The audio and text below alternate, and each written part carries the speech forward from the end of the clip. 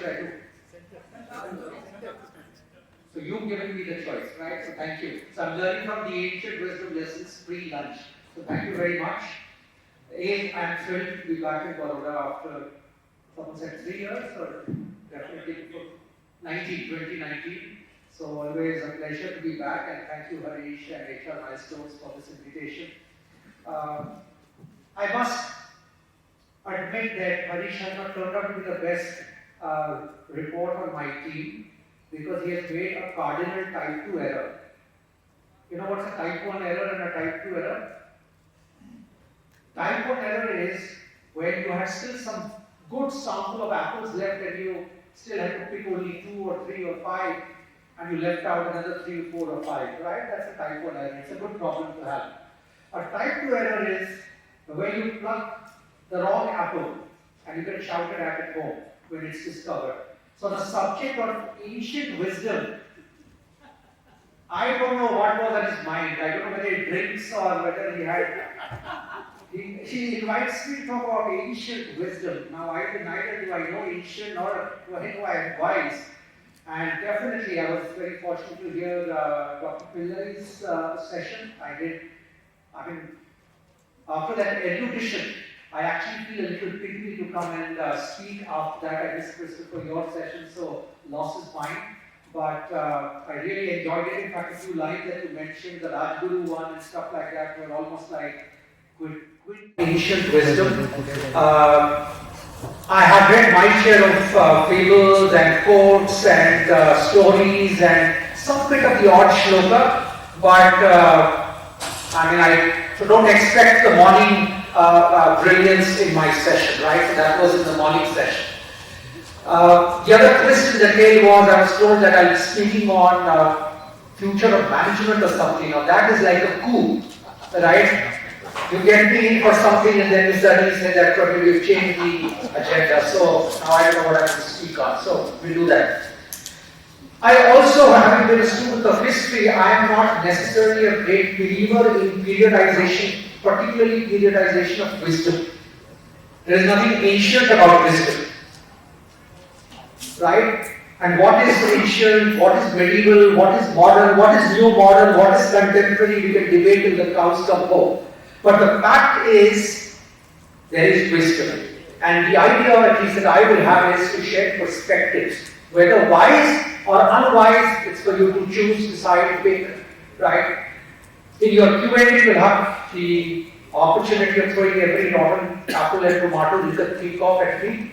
You don't have to agree with anything that I say. For those of you who've heard me or followed me, you know that I am provocative.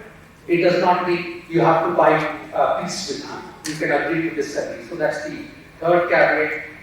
And the fourth thing that I think is very important for us to keep in mind is there's a lot of wisdom in secular literature.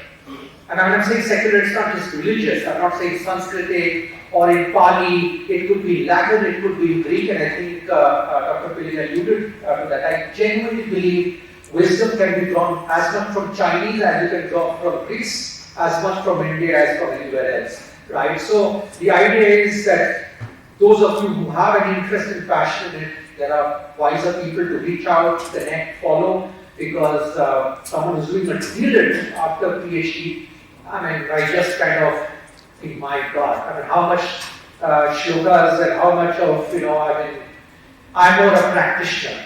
I'm more in the business of trying to help the world move forward by looking ahead, but absolutely a brilliant subject and some brilliant speakers that we've had the opportunity of listening to.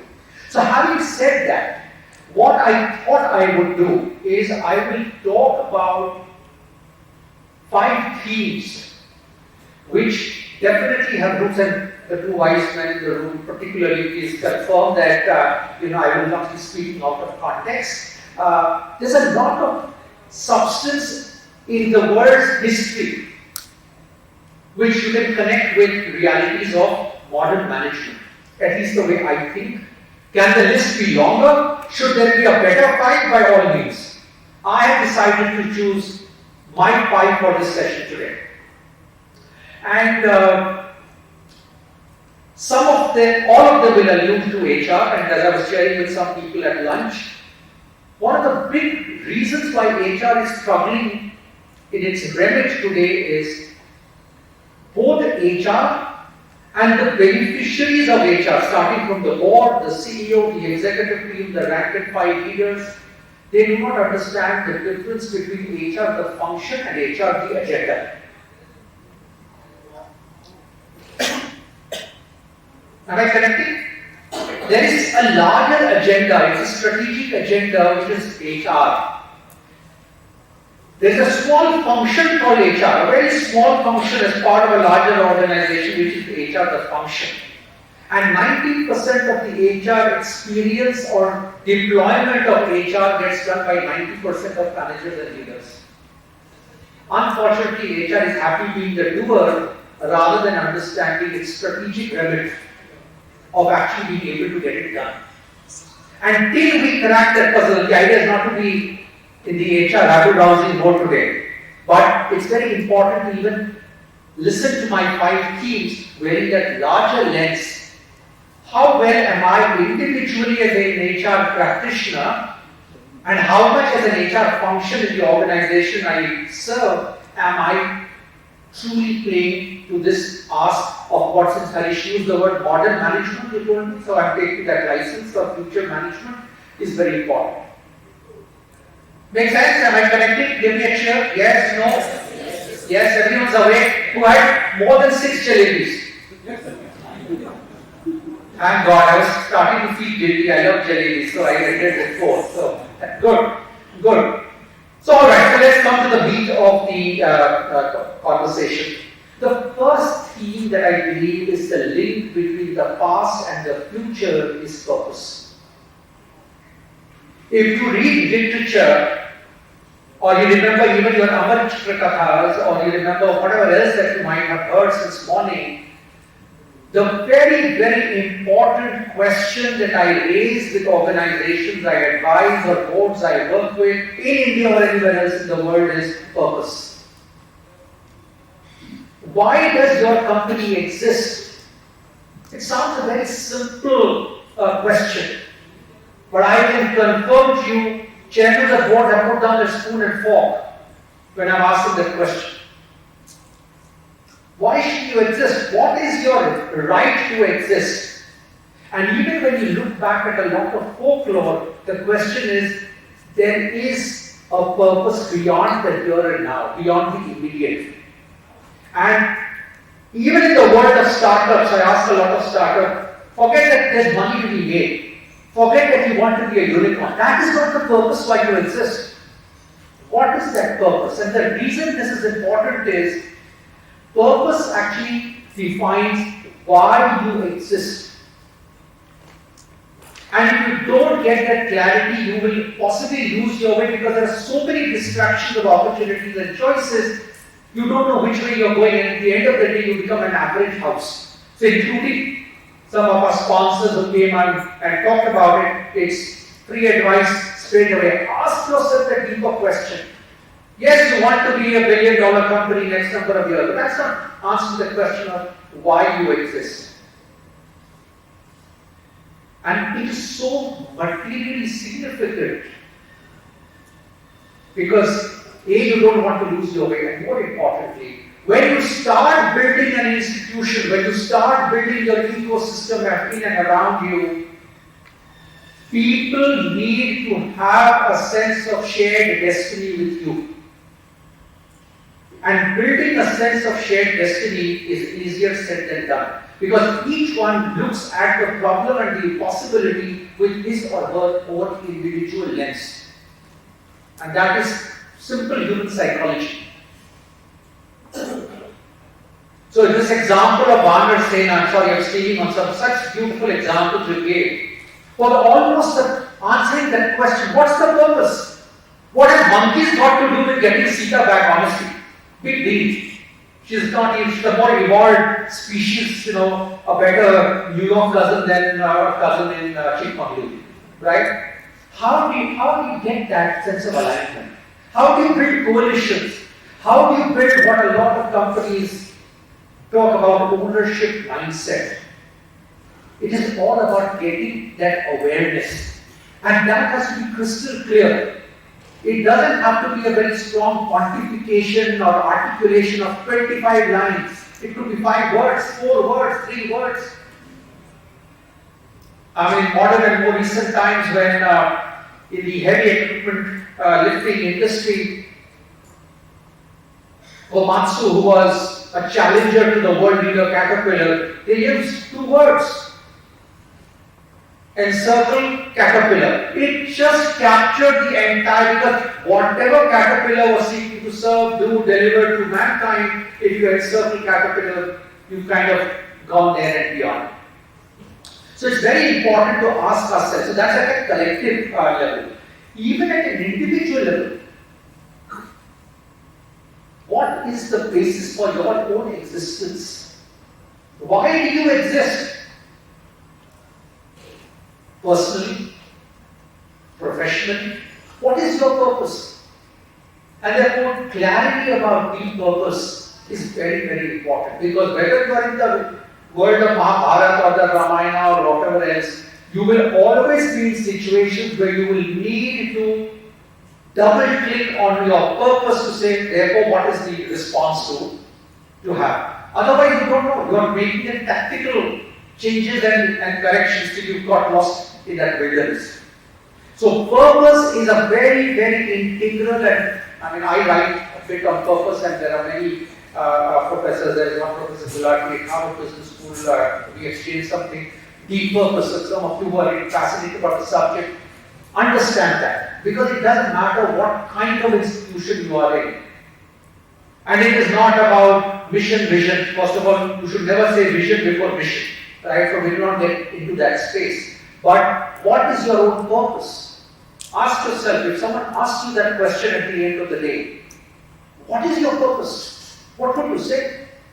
And you can't write a PhD thesis on your purpose. So, first part of Connect is you must get your fundamentals right. Clarity of intent. Roger the artery of your existence, the reason of your existence must be clear. Once you've got the boundary condition, then you start detailing it out in between. And that is how organizations which are transforming or organizations which are getting created must necessarily start thinking. Makes sense? Does it connect? Yes. Sure? Because I have a few clients who for 3 months I have not moved an inch, because till I crack this problem, I tell them I'm not moving forward. Because this is so fundamental. I cannot advise you on what details of what you should do unless there is clarity about purpose. So it's very important, and those of you who don't have an answer, many of you should not have an answer immediately, should think even personally for yourself, what is the purpose of their existence? You have many, many sharp, possibly counterintuitive insights to whatever you studied, done, or behaved in your journey so far. So that's the first part. The second big piece that I want to talk when I connect with the future as I see the world change and also draw some lessons from the past is this word which is called ESG. We've all heard of ESG. What is ESG? Environment, societal, governance. 3 big things. It's the unity of all 3. And this is something that I remember that I had to jot down. I mean, I'm not that this is the one little sheet I want to read. And you guys can correct me. Om Sarva Bhavantu Sukhi. Something like that? There you go. I found it very powerful. Now, of course, you can be very selective in picking the diamonds from the past. And as I go along, I'll also tell you why there is a danger in blind replication. One of my IP protected lines is, today I find most organizations and most people trying to solve pediatric problems with geriatric solutions. There's a fundamental problem with most organizations. 1980 mein chala, so I will do it. Don't become another Icarus. Icarus was a Greek mythological character, he had wings made of wax. So every time you clap this wing, we realize you went higher. So old classical motivation theory, right? Keep doing more of the same, the dog is going to jump higher and higher. Remember Mr. Skinner? And what happened to Einstein? He went so close to the sun, his waxen wings melted and he dropped dead. So the important part is don't overdo the past. Draw references, draw inspiration, pick the things which actually help you. Because for everything which is this, there is a contra.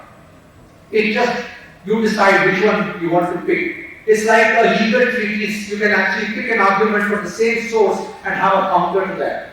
And the reality of management today and the management that I see tomorrow is, there is going to be no black and white.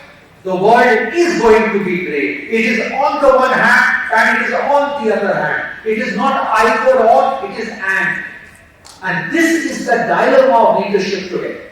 And this is why ESG becomes so important.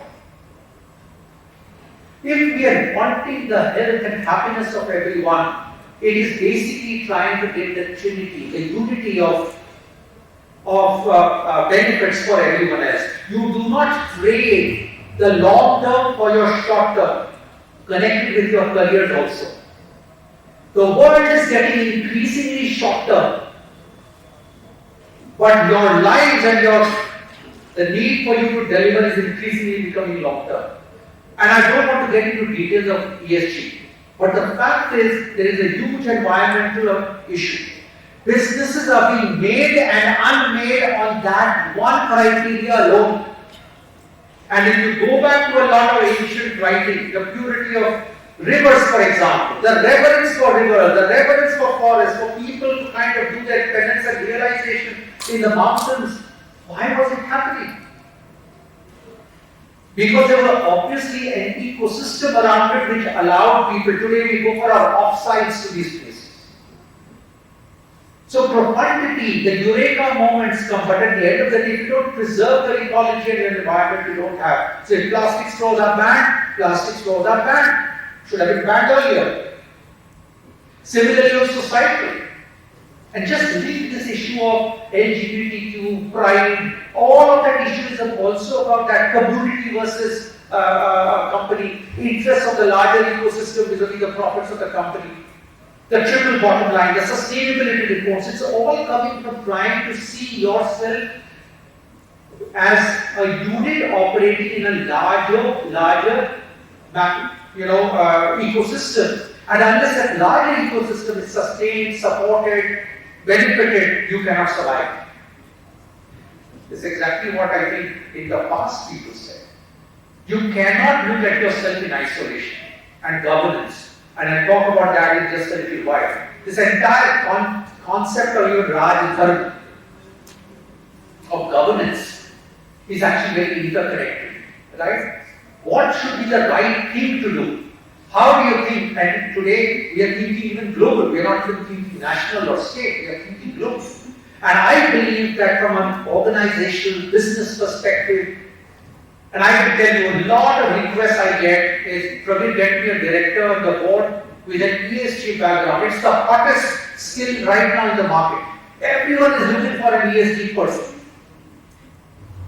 So sustainability, triple bottom line, 3 Ps, call it by whatever name, it is very, very central to how organizations and businesses will be made or are made, and a lot of management practices that I visualize that will happen will necessarily have to support this reality of ESG.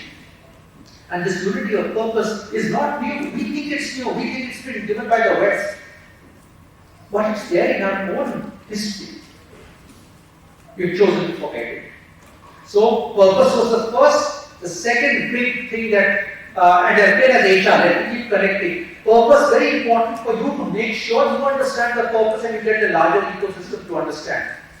I have gone through an experience, I'm sorry, I'm just dialing back, where someone in supply chain said, but I don't know how I can connect with this purpose. A secretary, a receptionist asked me, sir, I don't know how I connect with the purpose of the company. And it is our job to ensure that that person understands. Each one of them, irrespective of function, title, tenure, And that's a huge ask for HR because you have to equip managers to be able to answer these questions and you must also try and help educate them. Similarly, on the ESG side, sustainability is fundamentally a hardcore people exercise.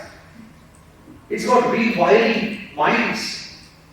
It's about preparing minds. It's about being able to see the interconnections. It's a leadership exercise. It's an L&D exercise. It's a way to hire people. In the kind of culture you will kind of continue to kind of redesign. I'm not going to talk about culture as a separate subject today, but it's an area of great interest and passion for me. Ultimately, it is the kind of culture that you will help co-create and co-nurture, including shifts from culture A to culture B. It's a huge part of HR's responsibility today. When you start thinking about making organizations future ready, because much of the change has to happen by the biggest guy in your ecosystem, who we have a fiduciary responsibility of also educating and keeping honest. And we don't necessarily do a very good job of that. We buy peace. So ESG, so purpose and ESG. The third thing that I believe is very, very important in the way I visualize the world of tomorrow is the context of change and transformation. Even when you look back at history and the evolution of literature, they have always talked about doing what is relevant. And what was relevant yesterday may not be the issue of relevance today. Sir, I'm your club here. I read from what you're writing every day, on this thing. So you can learn from anyone and everyone. And 4.5 hours of YouTube watching, we think, oh, YouTube is time pass. But actually, you can be very purposeful about what you're doing. So that's the fourth. And the last thing which I want to talk about, which actually will hold the entire thing together, and at least in the morning I also got a glimpse of that perspective in Dr. Pillai's session, but it's all about leadership. And ancient history and wisdom is replete. You can take any kind of history.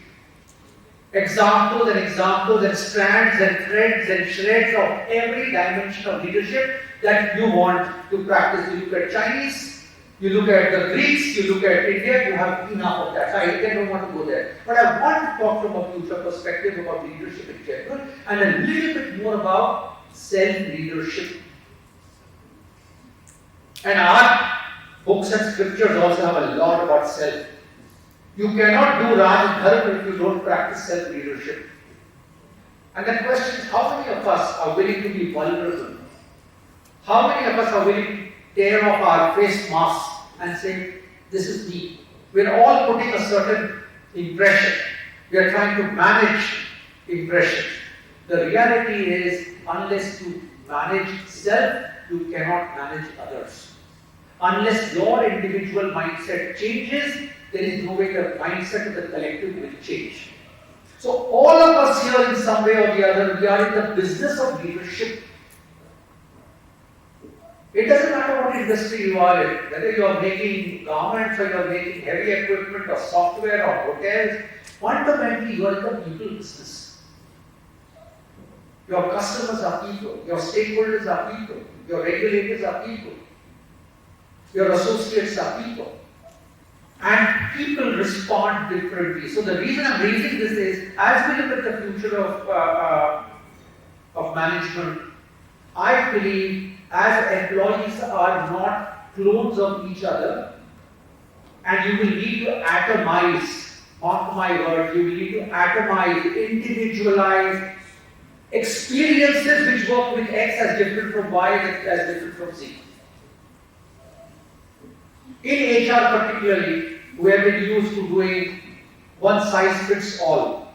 Doesn't work and will not work. You will have to learn how to atomize experiences, policies, practices. And therefore, leaders who always say, "Ye Praveen, mera leadership style hai," are actually sitting on the precipice. One leadership style does not work. And many of us say there are leadership style. It doesn't work. The way I relate with you or lead you or get you to agree with me, because it's not about command and control, you have a choice. I will need to morph my style that makes you exercise a decision to agree to be led with the way I think, to the purpose I stand for.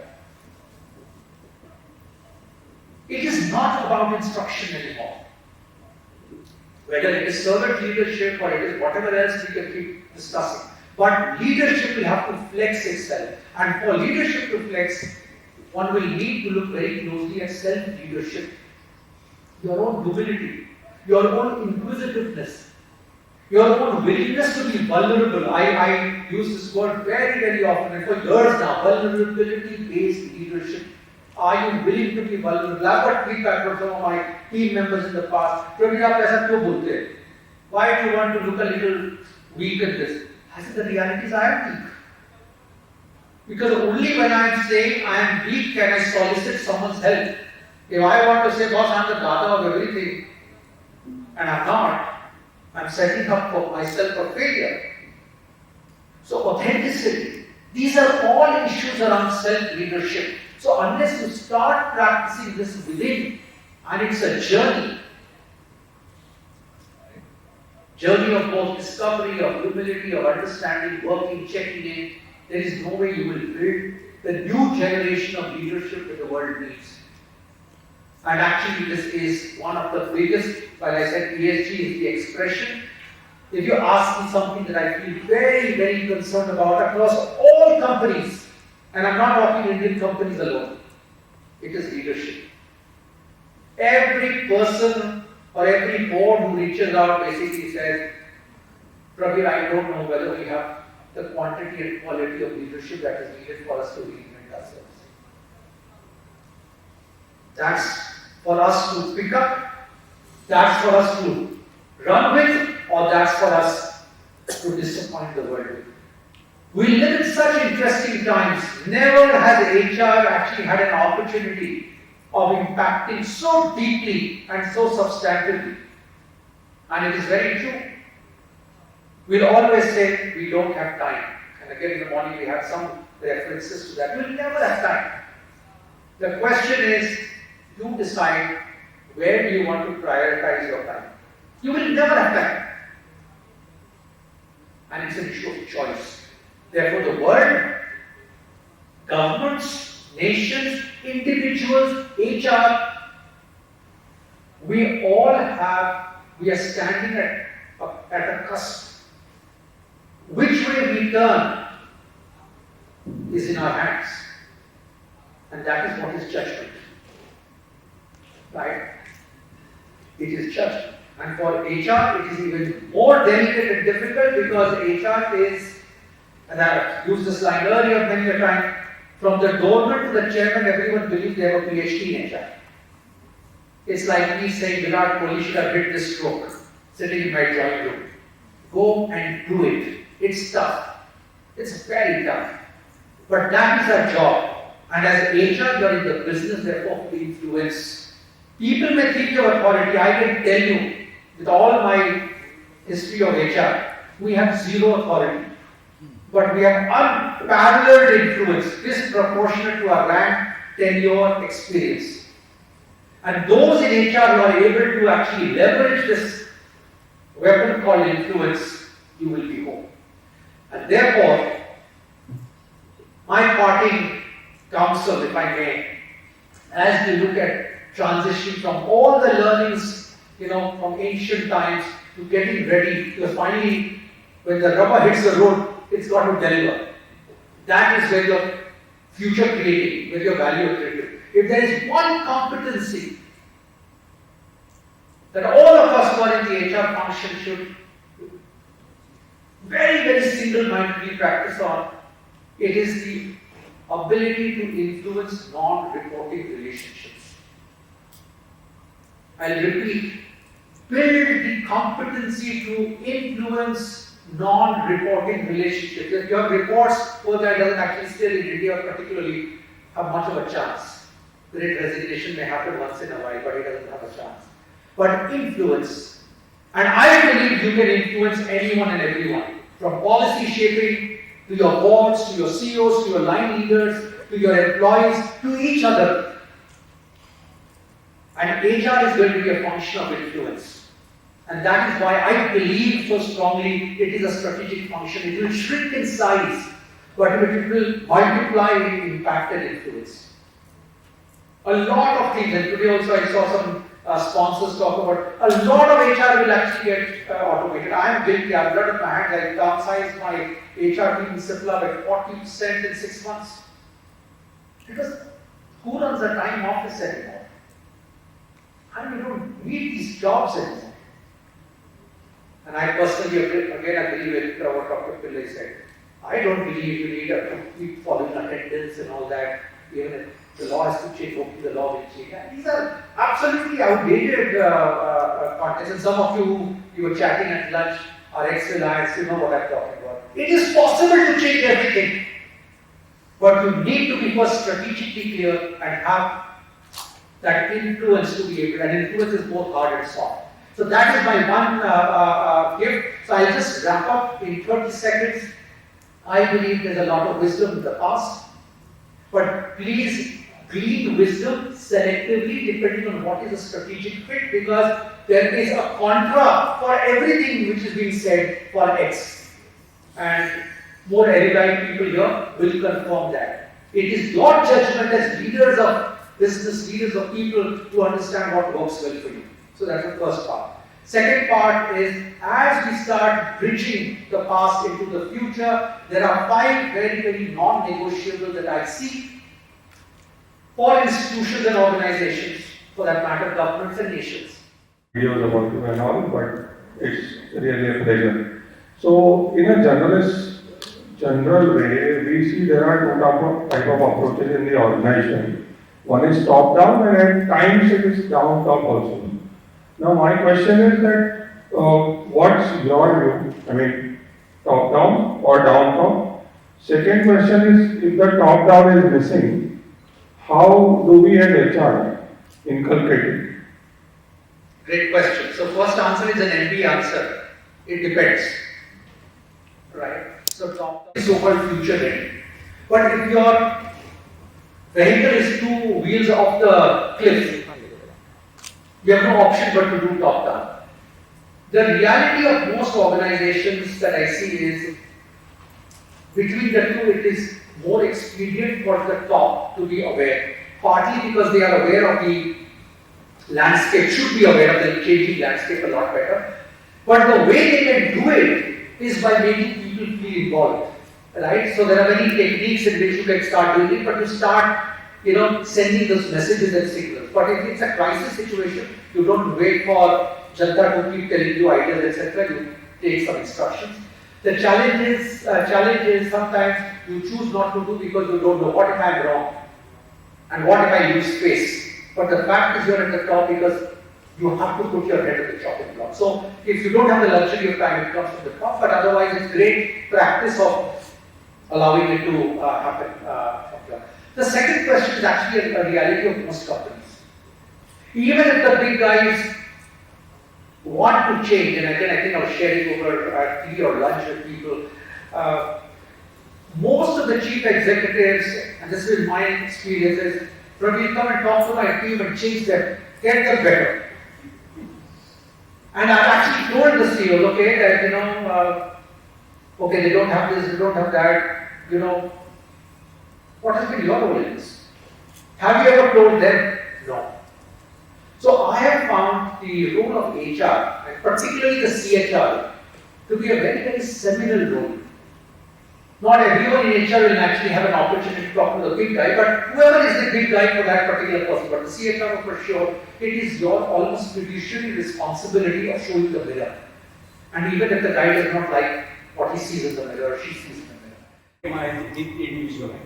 So how do you say, what kind of challenge do you see in shaping a culture which I look for? Sorry, your last sentence? From shaping a culture to B culture. How do I shift when everyone is individual, everyone thinks in a different way? Excellent, great question, and get you into proprietary details, but see, the important thing is even before culture gets to behavior, it starts with thinking. It starts with the thought.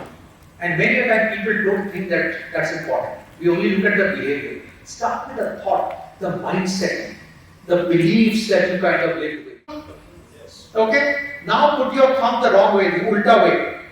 The wrong thumb on top now. Not the way you normally hold, the other thumb on top. All of you done it? No one is cheating? How are you feeling? Different? Keep doing it, I am taking it off. No.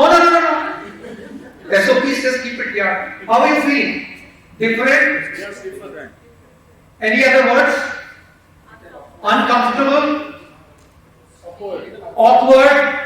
How many of you want to actually now go back to what was normal? Put your hands down, those who want to come down. Put your hands down. Those who want to come down. Those who want to come down. Either individual or either in a group that is beyond logical policies or pre-notion biases. Means how should we do that? Because the belief in people holds them. The way we done in past and what is that individual belief system. So how do we? So first thing, again, these are all bread and butter issues. So I'll just give you a broad brush. Steve, I want to solve world poverty. That's not purpose. What exactly are you wanting to do? The purpose, right? And in that, we don't have a board here, so it sets the boundary condition. Then in that you say, how would you do it? And then you write 2-3 bullet points. That almost becomes like your, the specifics of what you are wanting to do. You might even want to put a number or a date or a year to it, and that becomes like a more concrete, smart vision statement. And your entire values and behavior framework becomes how you will get it to be done, which is back to the question of culture. Your culture will enable the deployment of that. But the why part is always an iterative exercise. It takes time because no one comes into a meeting and they should at least not say that, okay, we spent 2 hours or 1 day and now we have got our purpose. It never happened. A good idea also for purpose is to have some people who are in your operating ecosystem to also voice. Why do you think you would like to see us in existence? Apart from the fact that you are a supply chain partner or you are a recruitment partner. Why do we? And that's a very interesting perspective. But the deeper question is, it should give people a sense of competency matrix. We are assessing the people through our 300 managers. The question is related to biases and subjectivity which everybody possesses. And as a HR, we need to run a lot of processes, whether it is PMS or succession planning, career pathing, etc. So how to deal with those biases? Because at the end, when we do any exercise, the outcome which comes to us, we always tend to ask questions on the quality. So biases, how to look at them and how to correct them. And the last one, again, which you touched upon earlier also, HR as a function and HR as an agenda. If you can please elaborate this term. Okay. So as that this is an objective exercise is line. 100%. The question is, if 5 wise men and women around the table were sitting in judgment, or you think you are an idiot, you are an idiot, period. At least in that setup. If they think you are the wisest person, you are the wisest person. Right? And you can keep debating, you can switch companies, you can be sacked, whatever, but in that context, that's how the reality is. And that is how Supreme Courts across the world work. That's how the jury system works. So there is no absolute truth when it comes to human assessment, human behavior. You can minimize the obvious biases. You can never eliminate it. So just work on that thing, which is also back to the issue of how prepared are your leaders. Do they even understand that their blind spots, their own biases? Is the composition of the team who are sitting in judgment adequately plural? If everyone is wanting only one kind of species because that's what they are, then naturally there is an inherent bias. So the composition, the mix, all that is very, very important. So that's largely issue of that. I'm not personally a great believer of competencies, but I'm not going into that space. HR also has made life far more complex than it needs to be. We have to simplify. Absolutely. We love creating work for ourselves. And which answers your second question. Jump some of your practices and I'll take the last question. The last word is yours. I promise you. Simplify. Why do you need, many a time I tell HR and I tell business leaders, please learn to shift from a gear and clutch car to an automatic car. If every time you think the HR का process मैं कर रहा हूँ, it's not an HR process, and HR also has to realize it's not performance management process, it's not your process. What do you know of 99% of the company? You don't know. At least I never knew. I knew 1,000 people in Reliance, HR of 1,500 people.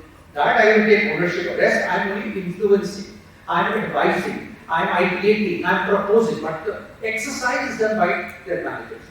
So HR, the function in HR, the agenda is actually linked with this. HR, the function must be a storehouse of expertise. If we do not have an expertise in any area which is better than a line manager, we have no reason to be a function or no reason for XYZ to be that function. So you must be damn good at least the areas that you are good at.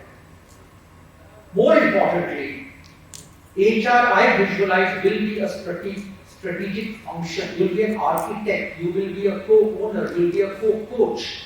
But the deployment of almost all your instruments, and answering your first question itself, is HR deciding the career path of all the people in the company? Is HR deciding talent management of everyone? Is HR deciding increments and bonuses of everyone? If you are, you are God. You are not HR, right? But I don't think so. It is the manager or his manager or his manager and that ecosystem, right? So your job is to help those who deploy the HR instruments to be adept at owning and deploying those instruments. That is your main job. And therefore, as I again mentioned to someone at lunch, we have to stop this business of being in the business of doing. Stop Rangoli contest. I have nothing against Rangoli contest. And I have written enough about it. मुझे कोई शिकायत नहीं rangoli contest से. But मेरा full mouth है when I find HR people posting we conducted Rangoli contest. Why are you running Rangoli contest? And how does it add to engagement? Picnic, we took them out to both. It's nonsense. No engagement comes with picnics and Rangoli contests. But if the group feels empowered enough to do the Rangoli contest, the line manager should encourage. Why should wonder? But look at where HR spends its time. This is a separate next Baroda session. I'll come and I'll talk. You know, but HR honestly has to wake up. Everyone is sleeping. They allow it to hobby source success. Why did someone think? And many a times some solutions are very simple, some opportunities are very simple. But you and I don't have the time to stop, pause, reflect, think. Guys, just last 60, 90 seconds with your permission. I just want the gentleman to get my response. Thank you. My honest view is if people can just stop doing and start thinking and reflecting, you will be able to imagine many things very differently. But we are not. We are just so busy, so we are all on the treadmill. So get off the treadmill, and I'll give you a small anecdote because it's a personal experience, it's a very powerful experience, and I'll end on that. And because all of you are HR colleagues, you will relate with it. The most brutal, it's also on social media, but the most brutal one. But the connection with ancient is always, see, you draw inspiration and reinforcement. Because whenever you are imagining of what you will do tomorrow, if you go and say that, मैंने ये बोला है, लोग नहीं मानेंगे. But when you hear a Dr. Pillai or Chris talk about the nuggets of wisdom in the past, because we are not inventing, see there's a difference between invention and discovery. We are not inventing anything. We are just trying to discover, we are trying to explore the nuggets. So the genius is to reinforce where you are wanting to go with what supports that hypothesis.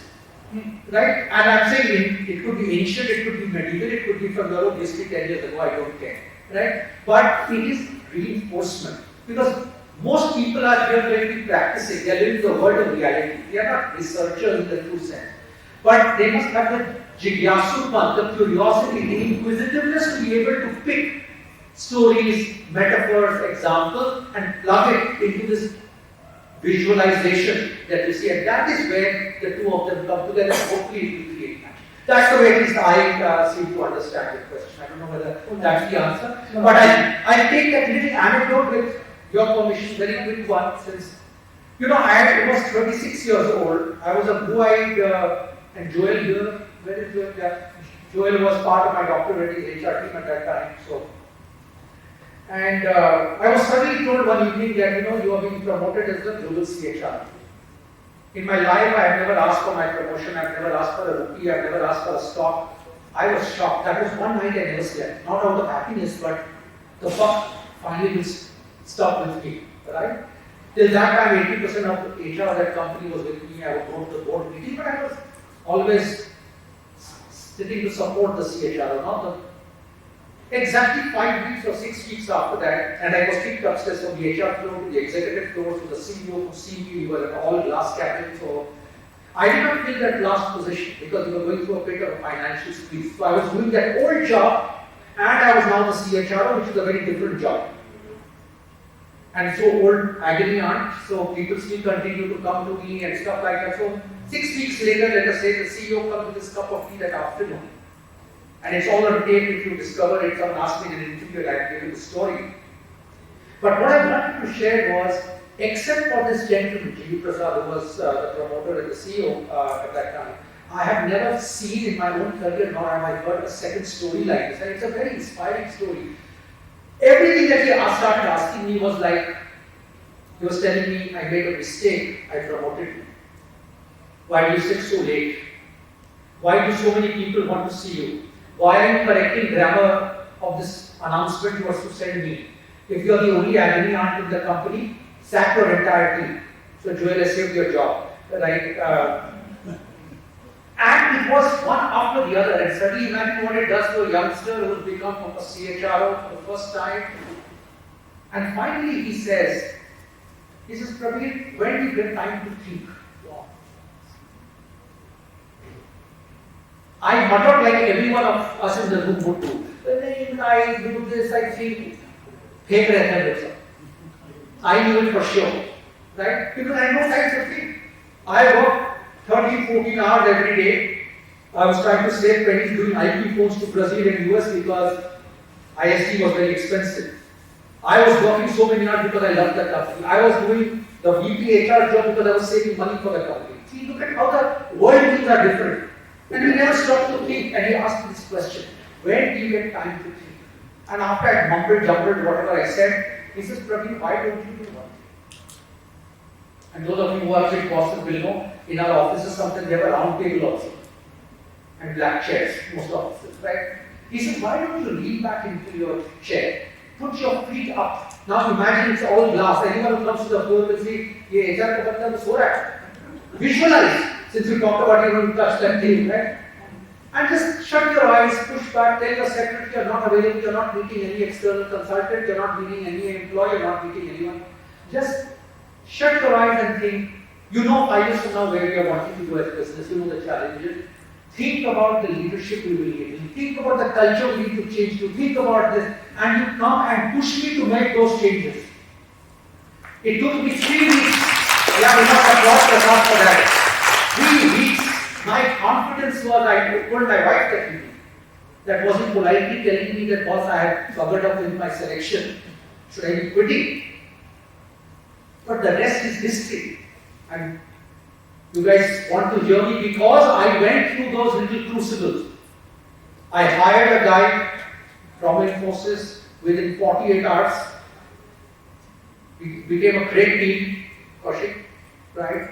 I was able to get rid of a lot of my transactional work for him. I started having more time to think strategically, networking with the world outside, building the brand, blah, blah, blah.